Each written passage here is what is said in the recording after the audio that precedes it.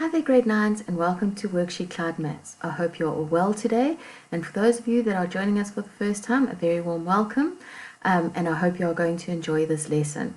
For those of you that have been watching these videos for a while, let's get going. Okay, right, we are going to be doing organizing and representing data today, and let's see what we're going to look at. So we will be looking at measures of central tendency and group data. Okay, well, what does that mean? Measures of central tendency give us an idea about the general behavior of a set of data. So it's just revision of some terms that we would be using today is the mean of the data, and that's how you do it with the X with the little line at the top. And this is the average of a set of data. So for example, if you are looking at your marks and you want to do the average, how would you find out what it is? That is actually finding out the mean. So what you would do is you would add up all the values in the data and then divide them by the number of items in that set. Right. So again, there we go. We have got the little equation for it. The mean is the sum of all the values divided by the number of values that there are. So let's put this into practice by working it out. The time results of men's 100-meter final at an Olympic Games measured in seconds. Okay, and here are the results. So how do we work out the mean? Well, we add up all the values and then divide by the number of values we have. So that means we could take 9,63 plus 9,75 plus 9,79, 9,80, 9,88, 9,84, 9,98, and 11,99. And then how many values are there? There are 8 values. So you add up all of the values, divide it by 8, and you will get 80,76 divided by 8, which the answer is 10,095. Okay, so that is the mean of our data. And if we have a look, in this case, that mean is, there are 7 values, so most of the values are actually less than the mean. So the mean is not a good description of the data, because as you can see, it's going to fall right over here. Okay, that doesn't mean it is the average of, speed of the men, but or the average amount of time that they took to complete the 100-meter final, but it doesn't fall in the middle of the data, so it's not a good representation of this data. Okay, so again, measures of central tendency, another revision of a term is the median. Well, in an ordered set of data, the median is the number that is halfway, so it falls in the middle of the data, and that probably would be a better indication for our data, but let's have a look. Okay, so in an ordered set of data, remember, to find the median, your data has to be ordered from lowest to highest. And if there's an odd number of values, then it's very easy to find, because all you do is you find the middle number. So you make sure that this is the same number of values to the right and to the left, and the middle value of data is the median. But in a set of even numbers, let me just move myself out the way a little bit there. In an ordered set of data with an even number value, the median is obtained by finding the average of the two numbers in the middle of the data. Okay, so in order to find the median, you make sure the data is ordered first of all. Then you use the formula n plus 1 all over 2, where n is the number of values. Okay, so let's put that into practice and using the same data. So there we have the same data again. How many values do we have? We have 8. Okay, so we're going to use the formula knowing that we have 8 values. So we're going to go 8 plus 1 divided by 2. So it'll be 9 divided by 2, which gives me 4,5. So actually what that means is that the median lies between the 4th and the 5th value. And so what we will take the 4th value, which is 9,80. We'll add the 5th value, 9,88. And we then divide it by 2, and we end up with 9,84 seconds. And that falls right in the middle of the data, as you can see there, which actually means that in this case, we almost can get a better idea what the middle point of this data is, because the mean didn't actually show us that. Okay, right, so if we look at the mean and the median in these results, we'll see that the mean was calculated to be 10,095, and we know that that was just before the last value.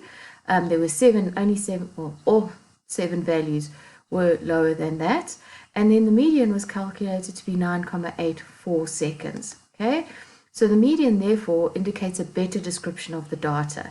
It would be the middle of the data, and all the other values would be equally dispersed around it. But 11,99 is quite a lot out from that median, and so we would call it the outlier. And remember what an outlier is? It is numerically distant from the rest of the data. And if you have a look, all the other values are actually in the range of 9 seconds, whereas the person that actually came last was 11 seconds, almost 12 seconds. So that means that that person sort of almost stood out as being the last person. They didn't finish with the bunch. And so obviously then that we call the outlier, not the person, but the value. All right. Okay, so if we look at another term, the mode, and I know all of these terms are very familiar to you, so we're just looking to see how we're going to use them, and it's just a bit of revision for now. So this is the value that appears most in a set of data, and obviously when you order it, then they will all clump together. But if we have a look at this data, there is no mode because no time is repeated. Nobody came tie, in other words. So there's no value, there's no mode, sorry, because there's no value that is repeated. Okay, so let's look at another set of data here. Okay, this data shows the heights in centimeters of 50 grade 9 learners chosen at random, and therefore they were recorded at random. So here we have a chart with all the data on it, and the first thing that we'd probably have to do is order this data. Okay, so where there's a lot of data items, that's the best thing to start, is to actually just group them and order them. Okay, so we're going to group them into a nature of distribution where it would actually be easier to look at. Okay, and we're going to do this by clumping them together in groups of 10. So we'll probably start, let's have a look. Then it will be better to work with the measures of central tendency, and bar graphs or histograms can then be used to graph the frequencies in each group. Okay, so we are going to group this data into, like I said just now, groups of 10.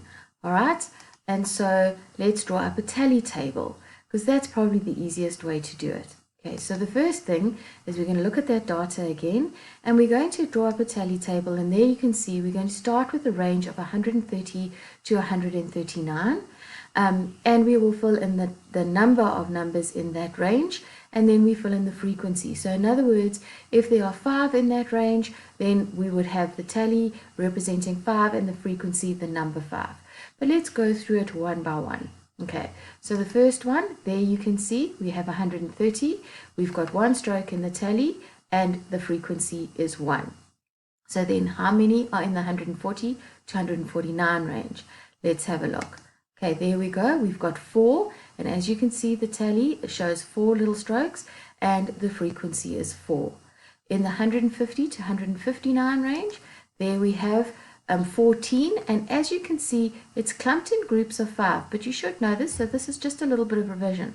So it's 1, 2, 3, 4 down with a line across making it 5, and so that makes those 2 together make 10, and then the 4 left over because it doesn't quite make a group of 5, so we can't clump them together. Okay, so that is the 150 to the 159 range, and that's in the light blue. Right, let's look at the 160 to the 169 range. There we have it there, or there's quite a lot of those, and there are 16 altogether, because if we count 1, 2, 3, 4, 5, that would be one bundle. 1, 2, 3, 4, 5 would be the next bundle. 1, 2, 3, 4, 5 the next bundle, and 1 left over. So that gives us 16. All right, then the 170 to 179, there we have them, also quite a few, and if we count them up, 1, 2, 3, 4, 5, and that's a bundle. 1, 2, 3, 4, 5, and a bundle. 1, 2, 3, 4. So it just doesn't make the next bundle, so it's the same as the 150 to 159 category. Okay, so again, it's 14. And then the last one, you can see that there's only one value left, and that's between the 180 to 189 range, and so there will be one in the frequency and 1 little stroke in the tally table. Okay, so this is very interesting to see this data, and you can see that it is clumped in the middle section. So there's only a few short people and only a few tall people, or one tall person. All right, that stands out. Okay, so once we've done that, okay, we're going to look at the tally table, and let's draw a bar graph to represent this. Again, we can sort of see what the bar graph is going to look like, but it also is just a visual representation of the same data. So there's our bar graph. As you can see, the 160 to 169 range is the highest. So there's more children, more grade 9 learners in this range than in any other range. And these are the class intervals at the bottom. So don't forget when you draw your bar graph to label your axes, and that's the frequency up the top. So it means that there are 16 learners that are actually in the 160 to 169 centimeter range of height.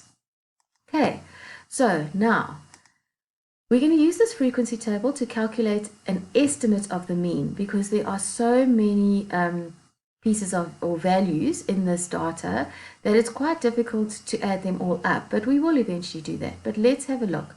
So to find the midpoint, what we're going to do is we're going to calculate the estimated mean, rather, we're going to find the midpoint in each class interval. So what we will do is we will calculate the midpoint in each class interval, then we will multiply the frequency by the midpoint in each interval, which will be fx, and then what we do is we add all those values together and we divide by the answer by the number of values in the data set. So to find the midpoint, all we're going to do is we're going to take out the start of the value range, the class interval, add to the last one, and divide it by 2 to get an average in each class interval. So that would be 130 plus 139 divided by 2 ends up giving me 134,5. Now let's see if you can see the pattern here, because we do the same for the next one and the same for the next one. Can you see what we're going to, can you sort of predict what we're going to get for 160 to 169, then 170 to 179, and 180 to 189?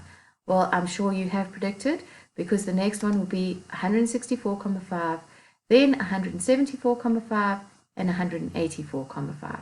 Okay, so now what we do is we multiply the frequency by the midpoint. So the frequency by the midpoint, and it's that number there.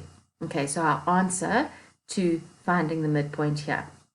All right, so what we've done here is we said 134,5 times 1, and we get 134,5. Then we take the next midpoint and we multiply it by 4, because 4 is the frequency, and we get 578. Then we take the next one, the next midpoint, and we multiply it by 14, and we get 2,163. Then the next midpoint and multiply it by that frequency, which is 16, and we get 2,632. Now already you can see that that data is the biggest. Here we have 174,5 times 14, because that was the frequency, we get 2,443. And then 1 times 184,5 leaves us with 184,5. So what is the next thing we have to do? We have to add all of these up, all these values of the frequency times the midpoint, and we're going to end up with 8,135.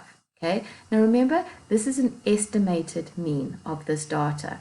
So we take 8,135 and we divide it by 50, because there were 50 learners. So we had 50 values. So if we do that, we're going to divide it by 50 and we end up with 162,7 centimeters. Now remember, that is our estimated mean. Okay, if we wanted to work out our absolute mean, our actual mean, we would then have to take each set or each value in the data and divide that by 50.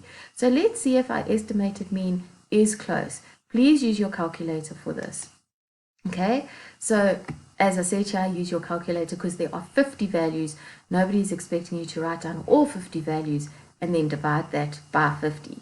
Okay, so we end up with 8,083 divided by 50, and we end up with an actual mean of 161,66 centimeters. Okay, very close to the estimated mean. So possibly we could use that estimated mean as an average.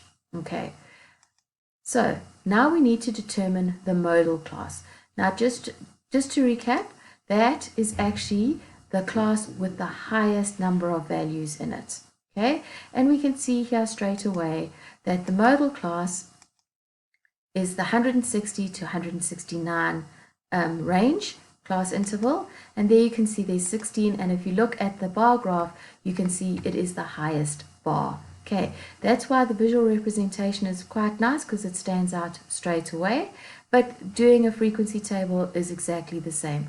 We can also see straight away by looking at the frequency. Okay, so just to go over that again, remember the modal class is the class with the most values in it. And here we've got the value of 16 in 160 to 169, which means that that is the modal class. All right. Okay, so now we've got to determine the median. Okay, now remember, the median is the middle value in the data. And when we have an even number of values, then remember we have to take the middle two and divide them by 2. So let's have a look and see what we're going to do. All right, so here we have our frequency table or our tally table, and we're going to determine the median. And remember again, as I've just said, the value that is halfway through the set of data. So we're going to use the formula n plus 1 divided by 2, and you'll understand why this 19 is there just now, where n represents the number of values. Well, we know that in this set of data there are 50 values. So we're going to say 50 plus 1 divided by 2. So 50 divided by 2 is 24,5. That means that our median is between 24, well, the 24th value and the 25th value. Okay, so actually that's 19 already, and so our 20th value is here. It'll be 161 probably, and so what we will do then is we'll count up. It is in the 160 to 169 range, and we'll estimate it as being in the middle of that range because we don't know exactly. Okay, we don't know exactly where these numbers actually fit in. But if there's 20, 21, 22, 23, 24, it's somewhere around the middle. So we're going to estimate the median will be about 164,5, all right? Because we're estimating it that it's in the middle of that range. Okay, so remember, that's how we found out the median is the number of values plus 1 divided by 2. So that works out nicely if it is an odd number of values, because if this was 51 values, that would have been 52 divided by 2, and that would have given us 26. Okay, so it would have been the 26th value, whereas here it's going to be between the 24th and the 25th value. Okay, so now lastly we need to determine the mode. Now remember, the mode is the number that appears the most in a set of data. So let's go back and let's have a look. It's probably going to be in one of the biggest classes. So in other words, the 150 to 159, 160 to 169, or 170 to 179. So we're going to go back to our actual original set of data, and the best thing to do is actually highlight as we're going. So the first range is the 150 to 159, and there you can see we've got one. There's another one popping up, another one on the next line, another one there. Let's have a look on the next line. There's another one. Right, there we go. There we go. There, there, there, there, there, and there, and there. Okay, so there's quite a lot in this range. So let's, before we go on, have a look at this range and see what appears most in just this range. And I think you can probably say that it's going to be 150. So let's mark that off, because if we can tell what value appears the most in this range, then we only need to look at that when we're comparing ranges. So there we have 150, another one, that's 3, 4, 5, 6 of them. So there's 6 lots of 150. As you can see, none of the other values are really up to that. We've got 4 lots of 158. So definitely at this point, the mode would be 150. But let's have a look. Let's carry on looking at the 160 range. We've got 160 there, there. Another one, another one. Quite a few of the 160 range. As we know, there's actually 16. There should be 16 because that's what we had calculated before. And now let's have a look and see what is repeated the most here. Well, I would probably say 160 actually is repeated the most. Would you agree with me, guys? Okay, so let's circle those ones. There we go. Another one, another one. There we go. I think that's it. 1, 2, 3, 4. So far we've got 6 150s and 4 160s. And there's nothing else really in the 160 range that would cause a mode? No. So still our mode is 150. Right? So now we're going to look in the 170 range because that was the other big group. And let's highlight those. There we go. There we go. Another one on that line. And quite a few on this line. Let's have a look there. Oh, all of them, the rest of them that were left. There's another one, another one over there, and then the last one at the bottom. And again, it seems in this range there are quite a few 170s, a couple of 177s, only two actually, 2 171s. So probably 170. Let's ring those and see what happens here. Where are we? There we go. 170 is ringed there. And there, that's 2, 3, and 4. And that's, I think, it for that range. So actually still our mode would be 150. And basically this is probably the easiest way to do it, is to highlight the values in the biggest classes and then compare them. And like I said here, 150 would definitely be the mode in this data. Okay, guys. So that is all we've actually got today. I think it's quite involved when you go through all the different things that you have to do, the median, the mean, the mode, and just to remember your formula to work out the different things. And as you can see, the mode is just pretty much going through the classes, the different classes that you've divided up, especially if the data is big, and then you just go through it and divide it up. Remember, guys, also, if you have any questions, to send them to WorksheetCloud, grade 9 at WorksheetCloud.com, or otherwise go back and watch the video slowly. We did go through some of the things quite quickly, but I know this is a lot of revision because you all know what these things mean. You know what the mean means, you know what the mode means, you know what the median is, and you also know what a modal class is. So it was a lot of revision, but also looking at it with a big set of data. Okay, now don't forget to do the activity that is linked to this lesson. I hope you keep well, and I will see you next time. Bye-bye for now, grade 9s.